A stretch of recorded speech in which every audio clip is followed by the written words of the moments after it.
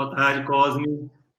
Boa tarde, é uma alegria estarmos aqui com vocês nesse evento tão importante aí, falando do Espiritismo. É sempre para nós momento de muita alegria. Uma boa tarde para você e para toda a equipe organizadora.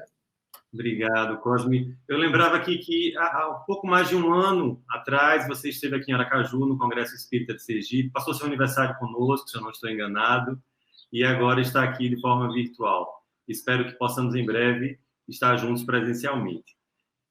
Eu passo para você a palavra, você terá inicialmente 40 minutos para falar sobre o tema, mas se estender não tem problema. Se sobrar tempo, a gente responde algumas perguntas do público, se não, a gente vê com que dá para trabalhar até o encerramento do evento, tá bom? Deus o proteja, o abençoe, a palavra está com você. Obrigado, Andy, é uma alegria muito grande, uma ação estar aqui com vocês. Quero também agradecer a todos que estão nos acompanhando, para conversarmos sobre esse tema. Eu pretendo falar menos do que isso, talvez uns 20 minutos, mais para situar a temática, abrindo espaço para que vocês possam levantar questões, buscando aí atender ao público que nos acompanha aqui pela internet. Nesse tema sobre a importância de estudar o Espiritismo para a gente colocar em prática o pensamento de Jesus. Eu quero inicialmente dividir essa temática em duas partes. Na primeira parte, é importante a gente explicar qual é a relação entre o Espiritismo e o Cristo, e o pensamento de Jesus. Depois, explicamos sobre a importância de se estudar o Espiritismo para que se possa viver esse pensamento. Inicialmente, então, é importante lembrar que o Espiritismo é uma doutrina cristã. Kardec, inclusive, ao falar do verdadeiro espírita, ele usa a palavra, a expressão verdadeiro espírita, é o espírita cristão. Então, o Espiritismo é uma doutrina cristã, mas ela tem uma diferença em relação às diversas doutrinas cristãs. Em geral, as doutrinas cristãs nasceram a partir do Novo Testamento, dos chamados Evangelhos de Jesus. Então, as diversas religiões e doutrinas chamadas cristãs se apoiam nesse livro. Este é o livro fundamental das doutrinas cristãs. Aqui há uma diferença muito importante com respeito ao Espiritismo. O Espiritismo não foi elaborado nem se fundamenta no Novo Testamento. Allan Kardec e os Espíritos não partiram do Novo Testamento para a construção do Espiritismo.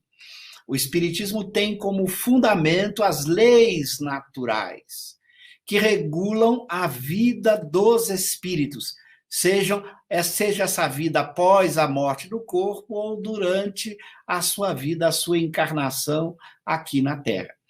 Então, a partir dos estudos dos chamados fenômenos espíritas, que começaram a se intensificar em todo o planeta lá no século XIX, fazendo com que os homens fossem despertados para o estudo desses fenômenos de comunicação dos espíritos. Allan Kardec, então, fora convidado a estudar esses fenômenos. E a partir do estudo dos fenômenos espíritas, ouvindo, dialogando com os espíritos, Allan Kardec, junto com os espíritos, estabelece as leis naturais, as leis de Deus, que regulam a vida do espírito após a morte do corpo e a vida do espírito quando está encarnado na Terra ou em qualquer outro planeta em que ele viva ocupando um corpo material. Então, a partir dos fenômenos espíritas, nasce a ciência e a filosofia espírita, para explicar esses fenômenos, extrair todas as consequências das leis que regulam esses fenômenos, chamados de fenômenos espíritas. Na medida em que as leis foram formuladas por interação com os espíritos, com o uso da razão e da experiência por meio da mediunidade, se percebeu que uma ética, uma moral decorria destas leis. Esta moral que é apresentada por Allan Kardec na terceira parte de O Livro dos Espíritos. Ao se estudar os espíritos, se descobriu que os espíritos são criados simples e ignorantes e evoluem nas diversas encarnações. E como os espíritos evoluem, há entre eles uma hierarquia de acordo com o progresso moral alcançado. E no topo dessa hierarquia, no nível mais alto, se encontram os espíritos chamados de espíritos puros ou perfeitos. Então, esses são os espíritos que expressam em sua maneira de pensar e de ser a lei de Deus. Por quê? Porque alcançaram o ponto máximo de evolução, sendo os grandes ministros de Deus, aqueles que convivem, expressam, apresentam e demonstram a lei de Deus em cada pensamento ou ato, em cada realização que eles façam. Então, esses espíritos puros ou perfeitos, seu pensamento é um reflexo da lei natural, é a apresentação mais pura da lei natural.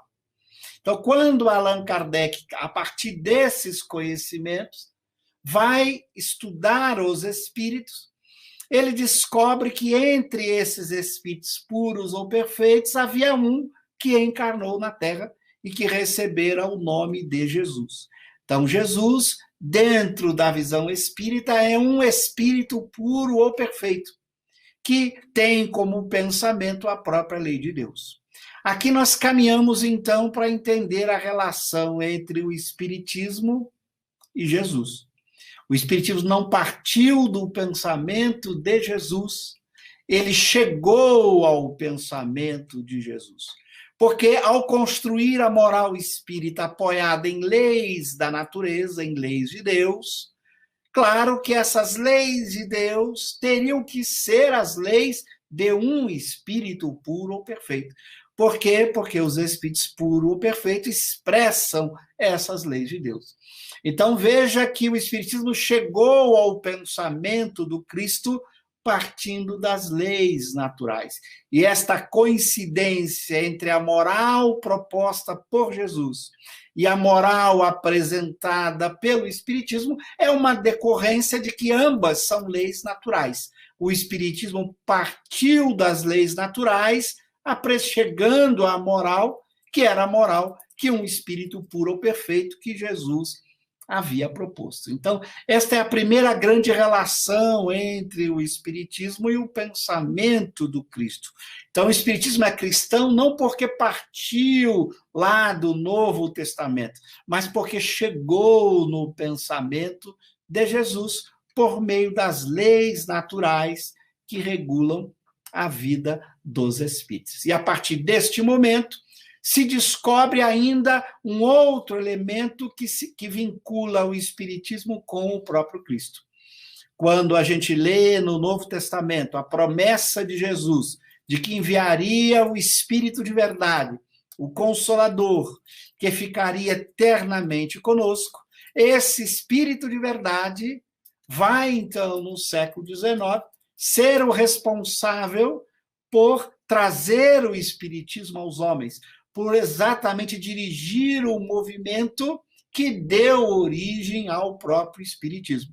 Então, esse Espírito de verdade, que nada mais é do que o próprio Cristo, vai presidir a construção do Espiritismo entre os homens, exatamente cumprindo a previsão lá que estava no Novo Testamento, falando da vinda do Espírito de verdade. Então, veja que há uma relação profunda entre o Espiritismo e o pensamento de Jesus, sendo este pensamento a própria moral apresentada no Espiritismo. Então, estabelecida essa relação, agora a gente pode entrar na compreensão de por que é importante estudar o Espiritismo para viver a mensagem proposta por Jesus. Por quê? Porque o Espiritismo vai se colocar como um dos meios mais eficazes para você botar em prática aquele pensamento moral do Cristo. Nós estamos vivendo num mundo de provas e expiações, segundo o Espiritismo. Um mundo de dificuldades, de lutas, em que os indivíduos sofrem, passam por problemas diversos, sejam de natureza social, econômica, sejam por problemas de saúde, por dificuldades de relacionamento. Este é um mundo de provas e expiações.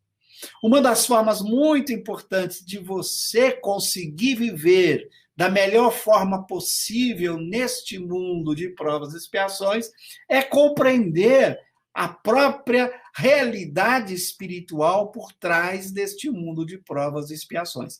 Então, o Espiritismo vai explicar para você por que você vive essas dificuldades, por que as dores e sofrimentos do mundo, qual o sentido da sua existência nesse mundo de provas e expiações.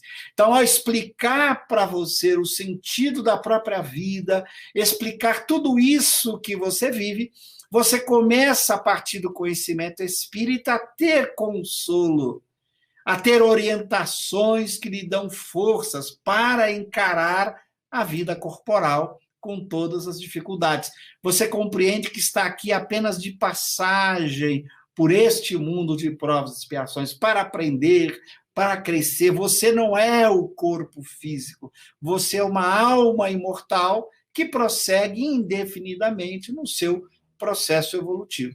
Então, o Espiritismo vai, a partir do seu conhecimento, a partir daquilo que ele fornece de orientações, fazendo com que você tenha uma compreensão muito mais profunda de si mesmo e da vida social em que você se encontra. A partir deste conhecimento, você vai aprendendo a reconhecer em você aquele homem velho que você traz do passado, a identificar em você os seus vícios morais e, usando as orientações do Espiritismo, como enfrentar este homem velho, como vencer o ciúme, o orgulho, a inveja, a raiva, o ódio, porque esta é a sua principal meta como espírito encarnado. Vencer esses vícios morais, conquistando as virtudes propostas pelo Cristo para prosseguir no seu processo evolutivo até que um dia atinja o estado de espírito puro ou perfeito. Então, o Espiritismo vai dando para você uma série de orientações de como enfrentar a si próprio, por meio da prece, da oração, do autoconhecimento, do auxílio permanente dos anjos guardiães, desses espíritos amigos que estão ao seu lado e que lhe amparam, de que maneira entrar em sintonia com esses espíritos, a fim de ouvir suas orientações, seus esclarecimentos, de que maneira enfrentar a influência dos espíritos imperfeitos que lhe querem mal, que querem que você se atrase, que você não evolua. Então, o Espiritismo, a partir do conhecimento espírita, lhe fornece orientações muito importantes para o seu dia a dia, como viver um dia a dia da melhor forma possível, vencendo esses vícios morais que trazemos já de outras existências. Então, veja como o conhecimento espírita é uma ferramenta poderosíssima para que você consiga botar em prática esta moral sublime apresentada já pelo próprio Cristo, que é a própria moral espírita. Então, a importância do estudo espírita para fornecer a você as orientações, as estratégias, os métodos que você vai empregar a fim de avançar moralmente, se tornando um verdadeiro espírita ou um espírita cristão. Veja como é importante esse estudo. Não é que o espiritismo é o único caminho para você evoluir. Claro que não. Allan Kardec faz questão de dizer que o espiritismo é um caminho, mas não é o único. Tem pessoas que avançam, que progridem, embora não conheçam, não estudam o espiritismo. Até porque o Espiritismo tem apenas 163 anos, já que a sua obra fundamental foi publicada em 1857. Então, aquelas pessoas que antes não tinham o espiritismo, muitos avançaram, progrediram, se tornaram verdadeiros cristãos, como tem muitos que se tornam verdadeiros cristãos sem estudarem, sem conhecerem o espiritismo. Então, o espiritismo é um caminho, mas não é o único. Mas é um caminho que foi colocado à disposição dos homens. E aqueles que estão agora nos ouvindo, que têm a oportunidade de conhecer o espiritismo, têm aí a proposta de um caminho muito eficaz para vencer a si próprio, se tornando um verdadeiro cristão.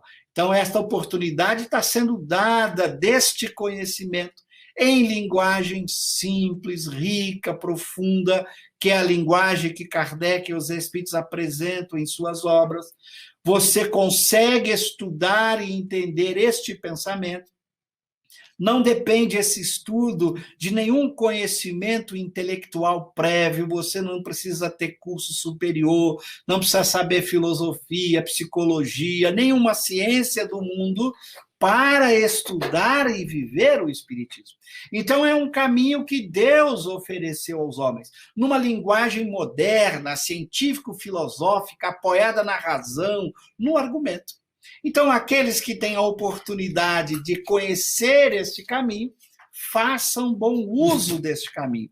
Procuro estudar para compreender e a fim de usar este conhecimento no seu dia a dia, no seu processo de transformação moral. Então, é um caminho poderosíssimo que já foi colocado à disposição da humanidade por Deus. Então, não vamos desprezar esse caminho. Vamos aproveitar a oportunidade. Nós que conhecemos o Espiritismo, aprofundar este conhecimento como ferramenta fundamental na transformação moral de nós mesmos.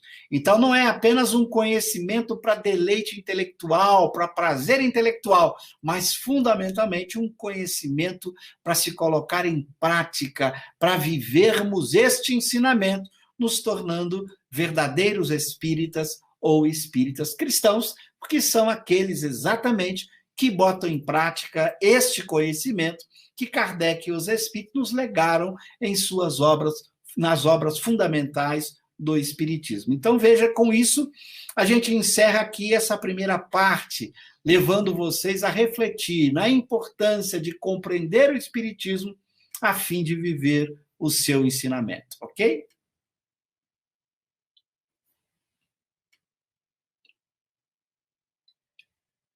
Você está com o microfone sem som.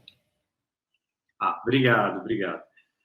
Muito obrigado, que maravilha. Nós vamos, antes de passar as perguntas dos nossos internautas, eu queria registrar aqui a presença de irmãos que nos assistem dos estados de Rondônia, Rio Grande do Norte, Mato Grosso, Maranhão, Espírito Santo, Paraná, Mato Grosso do Sul e Pará.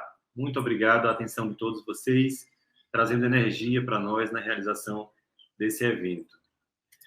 Cosme, a primeira pergunta é de Eric TP. Ele pergunta o seguinte: por onde começar a estudar a doutrina espírita? Há alguma obra de iniciação? Muito boa pergunta do Eric. O Kardec vai no livro dos médiuns, no capítulo do método, que é o terceiro capítulo da primeira parte das noções preliminares aí de O Livro dos Médiuns, ele vai fazer uma recomendação de como começar a estudar. Então, a gente pode seguir a orientação que ele dá nesse livro. A orientação é começar pela obra O que é o Espiritismo, que é a obra que Kardec considera a primeira obra a ser examinada por aquele que quer conhecer o Espiritismo. E a razão por que ele propõe isso é que ela é uma obra muito didática. Ela é uma obra que tem basicamente duas partes. Uma primeira parte, que são diálogos, em que Kardec vai dialogar com personagens, respondendo a perguntas importantes. Ele dialoga com o padre, com o crítico, com o cético, procurando apresentar o Espiritismo de uma maneira muito clara, por meio de argumentos, utilizando esse formato tão gostoso de ler, que é o formato do diálogo. Já como a gente vai encontrar na Grécia Antiga os famosos diálogos de Platão. É tão gostoso a gente ler diálogos. E Kardec, então, começa o livro que é o Espiritismo, na sua primeira parte, tratando dos diálogos, e depois ele vai abordar o Espiritismo de uma maneira bastante sintética e proveitosa, por meio de perguntas e respostas, onde os principais princípios do Espiritismo são apresentados e explicados. Então, seguindo Kardec, a gente recomenda a todos que nos acompanham aqui, que queiram começar a estudar o Espiritismo, que comecem pela obra O que é o Espiritismo. Após a leitura dessa obra, o próprio Kardec recomenda no livro dos Médiuns, nesse capítulo sobre o método, a estudar o Livro dos Espíritos e as obras relacionadas ao Livro dos Espíritos, que são as obras A Gênese, o Livro dos Médiuns, O Céu e o Inferno, o Evangelho e as revistas espíritas.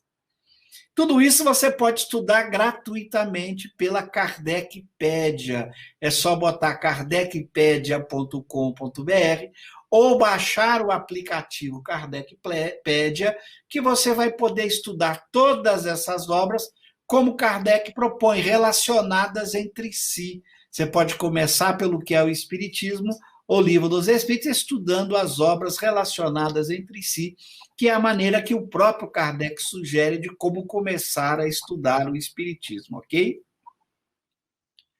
Maravilha. A próxima pergunta é de Solange C.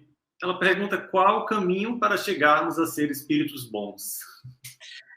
Solange, esse é o grande desafio de todos nós, né? O caminho está sugerido na própria obra de Kardec, quando o conhecimento espírita é a principal ferramenta.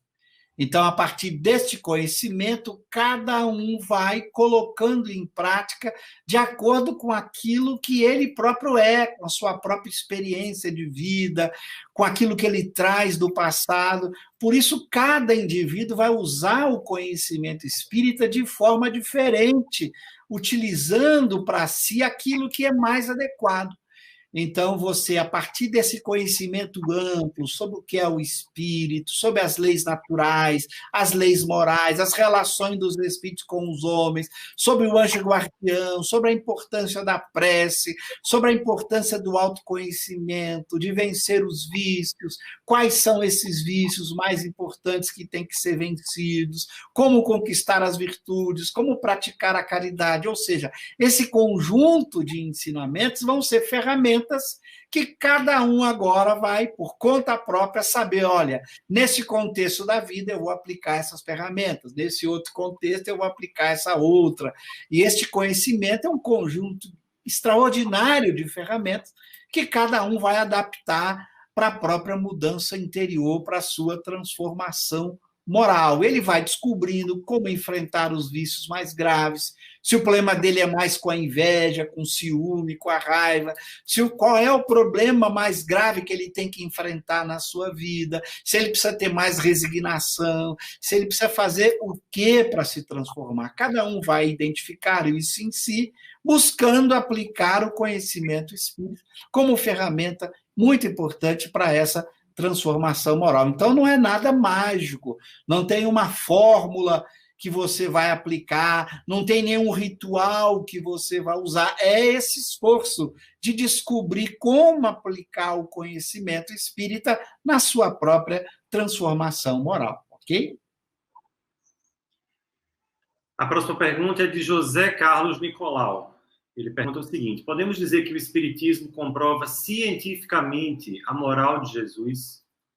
Num certo sentido, sim, porque no momento em que o Espiritismo constrói a explicação científica dos fenômenos espíritos, da realidade desses espíritos, ao mostrar que os espíritos nada mais são do que as almas dos homens, que há leis morais como leis naturais que regulam a vida do espírito, como essas leis morais decorrem das leis naturais, é claro que aí você tem um fundamento científico, filosófico, não apenas científico, mas científico-filosófico para esta moral estabelecida pelo próprio Cristo. Daí uma diferença importante, ele não partiu da autoridade da palavra, que é o que muitas doutrinas chamadas cristãs partiram da autoridade da palavra do Novo Testamento. O Espiritismo não, partiu do estudo das leis naturais, utilizando uma metodologia científico-filosófica, apresenta essas leis naturais que regulam a vida dos espíritos, mostram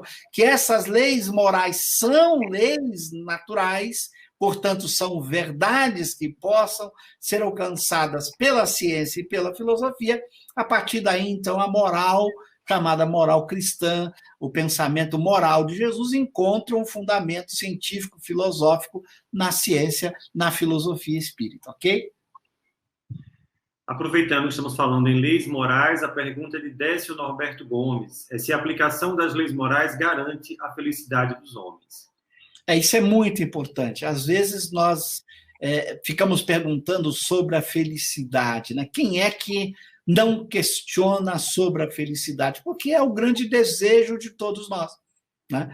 Há muito tempo já que os filósofos falam que a felicidade é a meta última, o fim último de todo mundo. Todo mundo vive para ser feliz, né? Então, a felicidade é uma preocupação permanente, diária, de todos nós. Então, a grande questão é, bom, se a felicidade é uma preocupação diária, primeiramente, eu tenho que saber o que é esta felicidade que eu estou buscando, que eu estou procurando. Então, o primeiro passo é compreender o que é, de fato, esta felicidade que eu devo buscar, que eu devo procurar.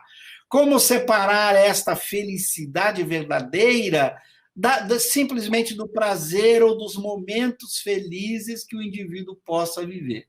Então, ele primeiramente precisa ter uma clareza sobre o que é esta felicidade que ele está buscando. É uma consciência tranquila, é uma felicidade de alma, que não varia no tempo, que não se modifica com as circunstâncias da vida, o que ele está buscando. Na medida em que ele faz essa indagação, em que ele vai buscando o conhecimento espírita, estudando essas obras fundamentais que Allan Kardec nos trouxe com os espíritos, ele vai descobrindo que esta felicidade verdadeira é uma decorrência da prática destas leis naturais e que Allan Kardec apresenta junto com os espíritos em suas obras. Vai mostrar que fora da prática, da vivência dessas leis, a gente vive apenas momentos felizes, muitas vezes ilusórios. A gente não constrói dentro de si uma felicidade permanente, derradeira, que vai continuar conosco logo após a morte do corpo e ao longo de toda a nossa vida de espírito.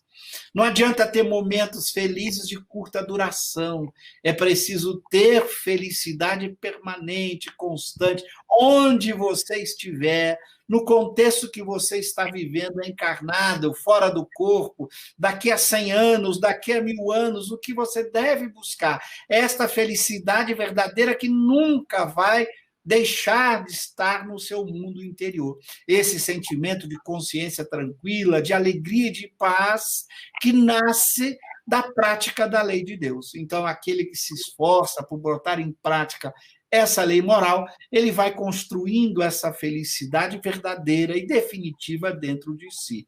Daí a importância deste conhecimento para que você coloque em prática. E é muito interessante, na medida em que você vai se esforçando por colocar em prática, você percebe que uma felicidade diferente começa a tomar conta do seu mundo interior. Quanto mais você bota em prática, mais feliz você vai ficando. Então, você consegue descobrir, praticando, a verdade do que a gente está falando e a verdade daquilo que está no texto. Quem pratica a lei moral começa a descobrir uma felicidade especial e depois que ele descobre essa felicidade, ele percebe que é, de fato, a felicidade que ele queria, embora às vezes ele estava procurando no lugar errado. Então ele vai percebendo que esta verdadeira felicidade, vivendo a própria lei moral, que vai fazendo com que ele sinta esta felicidade que ele tanto deseja, que será um dia a sua companheira definitiva, na medida em que ele incorporar em si, dentro da sua natureza moral, essas leis de Deus, ok? Felicidade estruturada e inseparável, né? William Lopes de Oliveira, ele pergunta o seguinte: se o Espiritismo tem a mesma moral do Cristo, por que Kardec elaborou o livro O Evangelho segundo o Espiritismo? Muito boa pergunta. Até para mostrar isso, viu? Para mostrar que as leis naturais e morais propostas pelo Espiritismo estavam presentes no pensamento do Cristo. Então, era necessário olhar para o Novo Testamento depois que o Espiritismo já estava pronto. Por isso, Allan Kardec chama o Evangelho segundo o Espiritismo. Não é o Espiritismo segundo o Evangelho, que é diferente. É o Evangelho segundo o Espiritismo. A partir do conhecimento espírita, Allan Kardec, então, vai ler o Novo Testamento, aqueles ensinos morais propostos no Novo Testamento, e vai mostrar como eles são concordes com o pensamento espírita.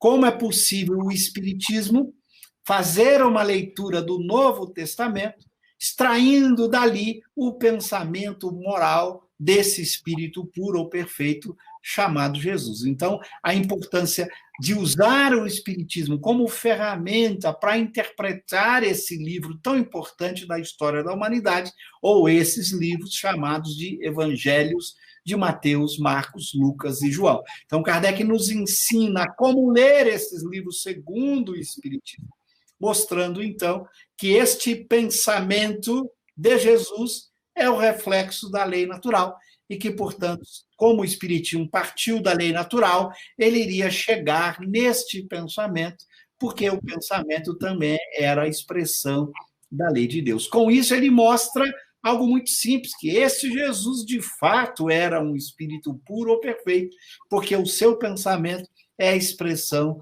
da lei de Deus, ok?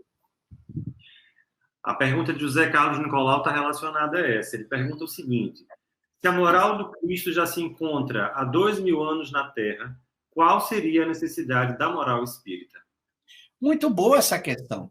Veja porque o homem não colocou em prática. Se nós tivéssemos colocado em prática a moral de Jesus, ou se já tivéssemos colocado em prática os 10 mandamentos de Moisés, quando Moisés apresentou, é claro que nós não precisaríamos. O problema é que nós não colocamos em prática esse pensamento, deformamos esse pensamento, adulteramos esse pensamento, criamos sistemas, doutrinas divergentes, nos atemos mais à forma do que ao fundo, nos preocupamos mais com aquilo que era superficial, esquecemos da essência do pensamento moral que estavam nessas obras.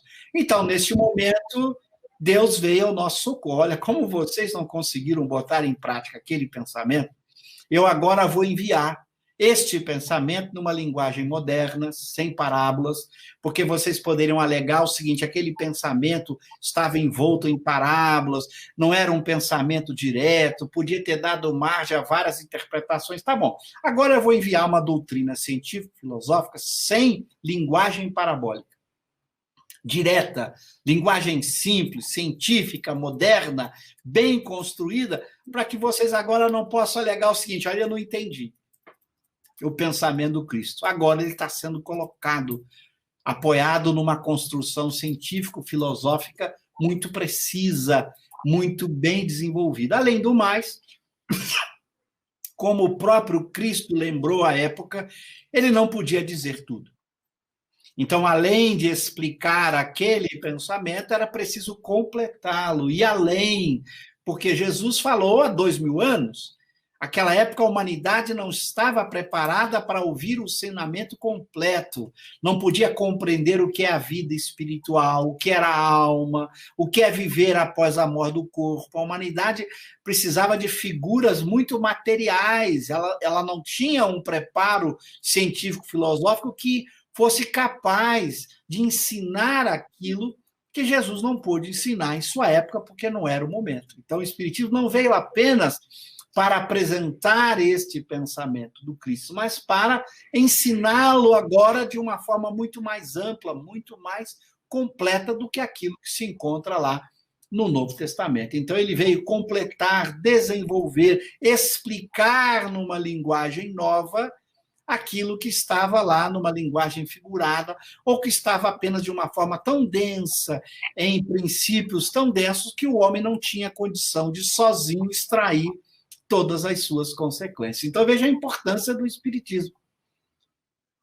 Tirar as deturpações que foram feitas, explicar aquilo que estava escondido e completar esse ensinamento a partir de uma ciência, de uma filosofia que agora sim, no século XIX, era capaz de ser construída. Então, veja a importância do Espiritismo, que veio no momento certo, quando o homem estava preparado para entender com mais profundidade o pensamento do Cristo e, ao mesmo tempo, conhecer muito mais acerca da vida espiritual que Jesus não pôde dizer para os homens de sua época, ok? Ok. Uma pergunta de Rui Carneiro é se o amor é um sentimento ou uma ação? É muito boa a questão, depende da elasticidade que você dê à palavra. É claro que quando você pega a palavra amor, aliás, não só a palavra amor, mas todas as palavras elas são polissêmicas, elas têm muito significado. Se você olhar no dicionário a palavra amor, meu Deus, tem vários sentidos. Em geral, no senso comum, a gente usa a palavra amor apenas como um sentimento, ok? Na visão espírita e na visão proposta por Jesus, o amor está vinculado não só ao sentimento, mas uma atitude, uma forma de ser. Por isso a importância de compreender o amor como virtude, não apenas como sentimento. E toda virtude é ação, é realização. Daí porque Kardec usa junto sempre a palavra caridade. Ele fala, fora da caridade não há salvação. É uma alusão à importância de entender o amor além de um sentimento, mas de uma vivência, de uma forma de ser, de realizar. É este amor visar a plenitude desse sentimento. E não apenas a dizer eu amo e fica de braços cruzados. Eu tenho amor pelo meu semelhante, eu tenho amor pela natureza e fica de braços cruzados. Então, a importância desse amor-virtude, que é um sentimento colocado em ação, é um sentimento que realiza a lei de Deus. Daí a importância de ir além de um mero sentimento e de pensar no caridade, na fora da caridade, nesse amor em ação, nesse amor como virtude, ok? É a carta de Paulo aos Coríntios, né? Ainda que eu tivesse tudo sem caridade, nada seria. Edna Maria Bonfim pergunta qual a base que Kardec usou para começar a codificação. A base foi o estudo dos fenômenos espíritas. Kardec debruça sobre esses fenômenos, reconhece a importância deles, o que muitas pessoas em sua época não conseguiram fazer. As pessoas olhavam para aquelas mesas girantes, aquelas batidas, aquelas pancadas, aqueles diálogos por meio das mesas, das pranchetas, das cestinhas, achavam aquilo apenas uma diversão, um divertimento, uma curiosidade. Kardec viu naquilo a solução dos mais importantes problemas filosóficos que o homem tem enfrentado desde quando aprendeu a pensar. O que ele é, quem verdadeiramente ele é, o que é esta vida, qual o sentido da vida. Então, Kardec percebeu que por trás daqueles fenômenos que não eram notados como tão importantes pela maioria das pessoas, ele viu ali a possibilidade de construção de uma ciência, de uma filosofia que revolucionaria a nossa compreensão acerca do que nós somos, que revolucionaria a nossa compreensão do mundo. Foi aí que ele, como espírito missionário que era, percebeu isso e, dialogando com os espíritos, pôde construir essa ciência tão importante, essa filosofia, que antes dela ninguém respondeu às questões como o Espiritismo responde acerca do que o homem verdadeiramente é, de qual é o sentido da vida, por que estamos aqui, qual é a razão da dor, do sofrimento, o que é este mundo de provas e expiações, como fazer para viver da melhor forma possível nesse mundo. Questões fundamentais que ele conseguiu, junto com os espíritos, responder a partir de fenômenos tão simples que as pessoas não deram a devida importância. Então, ele como construiu o espiritismo, observando esses fenômenos, percebendo sua importância, dialogando, fazendo as perguntas certas para receber as nossas dos espíritos, ajudando na construção dessa ciência, dessa filosofia admirável que está presente aí nos seus 22 livros que ele nos deixou, ok? Cosme, olha essa pergunta aqui de Educação Sem Fronteiras. Professor, e este movimento global contra o cristianismo que estamos começando a vivenciar nesta década? A humanidade vai matar Cristo novamente? Qual a sua opinião sobre esta repulsa? Eu acho que não. Em toda época, em todas as épocas da história da humanidade, num mundo de provas e expiações como o nosso, em que a maioria de nós que habitamos esse mundo somos espíritos imperfeitos, com o nosso egoísmo, com o nosso ciúme, com o nosso orgulho, com a nossa inveja, esses vícios morais fazem com que os homens, às vezes, tenham atitudes desse tipo. Querem, às vezes, combater os pensamentos nobres de amor, de respeito, de fraternidade. O que é importante é a gente se tranquilizar, afinal de contas, todos evoluem. Cedo ou tarde, as pessoas compreendem a importância do pensamento do Cristo, a importância do amai-vos uns aos outros, da convivência fraterna, da prática da caridade, do respeito uns aos outros. Então, o ser humano, cedo ou tarde, vai percebendo que fora desses ensinamentos morais não há solução para a humanidade. A solução verdadeira, a paz social, o equilíbrio social, uma vida de paz e harmonia só vai ser alcançada quando a gente botar em prática o amai-vos uns aos outros, o fora da caridade, o respeito uns aos outros, a solidariedade. Enquanto não botarmos isso em prática, a sociedade não vai chegar num patamar de justiça, de paz, de harmonia. Não há solução para a humanidade fora da vivência moral, fora da prática dessa moral proposta por Jesus. Então a gente vê isso com tranquilidade, Deus sabe o que faz, nós sabemos que cedo ou tarde os homens vão aprender, vão descobrir que o caminho da briga, do ódio, da luta, do desrespeito não é o caminho de construção de uma vida feliz, de uma vida de paz. E não é a primeira vez que a humanidade vive crises desse tipo. Ela sempre tem passado por essas crises, porque ela está deixando de botar em prática esse ensinamento moral. Cedo ou tarde, na medida em que os homens vão colocando em prática esse pensamento moral, vão descobrindo que é o único caminho para a construção de uma felicidade justa e feliz. A gente deve fazer a nossa parte, botarmos em prática esse ensinamento. É muito importante em momentos de crise, de dificuldade, de tensões, os espíritas, os verdadeiros cristãos, devem botar em prática o ensinamento do Cristo. Precisam praticar o amor, o respeito, a caridade, dar o exemplo do que é ser cristão, principalmente em momentos que são atacados, que são agredidos, amar, praticar a caridade, respeitar o outro, deixando que o tempo é um remédio extremamente salutar. Ele vai corrigindo o homem, vai fazendo com que, fora deste ensinamento de amor e caridade, não é possível a construção de uma sociedade justa, de uma sociedade feliz, ok? Falando em sermos cristãos, Daniel Rosa de Assis pergunta se buscar conhecer e vivenciar o Espiritismo nos tornaria cristãos que seguem a Jesus no testemunho da prática do bem. Perfeito. Se a gente botar em prática o ensinamento moral do Espiritismo, que é o ensinamento moral do Cristo, botar em prática e não colocar apenas no discurso, não adianta dizer simplesmente falar sobre esse pensamento moral, mas fazer todo o esforço para vivê-lo. Não é que a gente vai conseguir ser perfeito de um dia para o outro e vai conseguir botar em prática integralmente esse ensinamento de uma hora para outra. Claro que não, a gente não pode ser ingênuo. Nós somos espíritos imperfeitos que trazemos ciúme, inveja, mágoa, raiva, ódio ao longo de muitas existências. Então, a gente não vai se transformar numa pessoa que vai viver a moral completa de uma hora para outra. Não podemos ter essa ilusão. Mas é esse esforço de cada dia buscar ser melhor. Cometer um erro, reconhece o erro, busca corrigi-lo, repará-lo, levantar-se e seguir adiante. Então, o verdadeiro espírita, como o verdadeiro cristão, é aquele que se esforça para a sua transformação moral. Ele sabe que é um processo, é uma luta diária, que vai demorar muito para que ele se torne plenamente um verdadeiro cristão. Demora muito, porque ele ainda tem esse esforço, mas ele luta todo dia.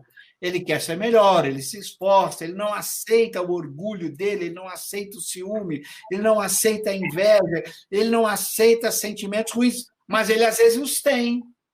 E ele combate, ele vai lutando, e quando ele menos perceber, ele avança. Esse é o grande objetivo. Cada dia se esforçar para ser melhor que o dia anterior. Dessa forma, ele vai avançando, evoluindo, e o mundo vai ficando melhor como consequência da evolução do próprio indivíduo. Olha a pergunta da Márcia Yolanda Teixeira Leite. Ela pergunta qual a diferença entre a virtude intelectual e a virtude moral. Muito boa questão. Lembrando, o que é importante a gente, o que é a virtude? A virtude envolve sempre a ação, sempre a realização. É claro que você pode ter uma ação, uma realização intelectual, mas ela, obviamente, não é suficiente para o progresso moral do espírito. Quando Allan Kardec apresenta a lei natural, que está estabelecida naquilo que ele chama de escala espírita, que são conjuntos de leis naturais que determinam como se dá o processo evolutivo do espírito, ele mostra algo muito importante. O salto evolutivo, primeiro que nós temos que dar, é sairmos do estado de espírito imperfeito, terceira ordem, que são esses espíritos que ainda cultivam esses sentimentos ruins de inveja, ciúme, mágoa, raiva, ódio, para darmos o primeiro passo, que é a conquista do estado de espírito bom, segunda ordem, que são esses espíritos que já não mais cultivam esses sentimentos ou essas paixões ruins, que não sentem inveja, ciúme, mágoa, raiva, ódio. Esse é o nosso primeiro grande passo. Claro que o conhecimento intelectual ajuda, favorece esse seu esforço de eliminar esses vícios morais. Mas o primeiro grande passo é a eliminação desses vícios morais. Daí a importância da prática destas virtudes ligadas à minha transformação moral, a fazer com que eu abandone, por meio destas virtudes, esses sentimentos ruins. Essa deve ser a minha primeira e mais importante meta. Então, a primeira meta é eliminar o ciúme, a inveja, a mágoa, a raiva, o ódio, que são esses sentimentos que determinam a violência, a guerra, a agressividade, o desrespeito. Todas essas ações ruins decorrem desses sentimentos ruins que a gente traz dentro de nós. Então, a nossa meta, primeiro, é eliminar isso. É avançarmos para o espírito bom. Então, a virtude chamada moral, aquela que está ligada diretamente a essas mudanças morais, elas são as mais importantes e prioritárias. E eu tenho que me dedicar todo o esforço para elas, para poder conquistá-las. Esse é o desafio do espírita, compreender quais virtudes são mais prioritárias. Não que ele não deva conquistar todas, mas sim qual tem mais prioridade, qual é a maior prioridade dele. É a sua transformação moral. Primeiramente, eliminar de si esses vícios morais que atrapalham o seu progresso, até o seu progresso intelectual. Porque o indivíduo que cultiva o orgulho com todas as suas consequências, ele tem dificuldade até de aprender a verdade, porque ele acha que já tem a verdade. Então, a eliminação dos vícios morais favorece até o progresso intelectual do espírito. Por isso, a importância de priorizar o progresso moral, que vai ser a grande ferramenta até para o seu avanço intelectual mais rápido como espírito, ok? Isso nos leva à pergunta de Cláudia Esperança. Ela observa o seguinte: diante dessa questão de enfrentamento em vencer os vícios morais, a influência desses espíritos imperfeitos, a necessidade de estudo e vivência no espiritismo, tenho me perguntado por que tantas divergências, acusações, adulterações no próprio meio espírita. Isso coloca dúvidas no entendimento de pessoas novas na doutrina, como eu. Como pensar essa questão?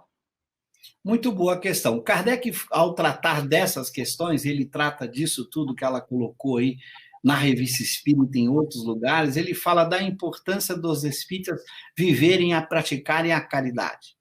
Claro que você pode divergir no plano de ideias, mas você não pode, ao divergir no plano de ideias, agredir uns aos outros, partir para o desrespeito, para a agressividade, para a falta de caridade. Então, há uma distinção muito importante que Kardec percebeu. A importância de você separar bem o que é um conhecimento do que é a prática da virtude e da caridade. A prática da virtude da caridade se dá com pessoas. Você não pode desrespeitar uma pessoa, agredi-la, ofendê-la, isso é faltar com a caridade. Qualquer que seja o pensamento dessa pessoa. Discordar de uma ideia de uma pessoa não significa desrespeitá-la, agredi-la. Então, todo cuidado na hora de apresentar o seu pensamento que seja discordante do pensamento de uma outra pessoa. O faça de forma a não agredi-lo, a não ofendê-lo, porque quem está preocupado em ensinar o outro vai usar aquela tática que os Espíritos colocam para Kardec na pergunta 841 de O Livro dos Espíritos. Quem está preocupado em ensinar deve fazer isso com brandura e persuasão. Ensinar com brandura é tocar o coração, é respeitar o outro, é não agredi-lo, é não ofendê-lo. E ensinar com persuasão é apresentar argumentos. Está disposto a ouvir o argumento do outro, a prestar atenção no argumento do outro.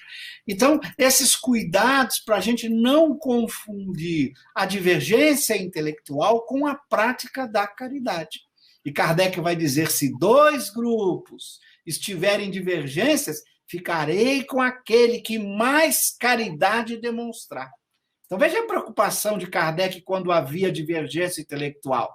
Não é ficar do lado de quem? Ficar do lado daquele que mais caridade demonstrar. Porque a divergência intelectual pode acontecer, ela é até salutar, desde que ela não leve à briga, às divisões, a rupturas no campo do relacionamento, em que as pessoas acusam umas às outras, falam mal uma das outras, agridem umas às outras, estão faltando com a caridade.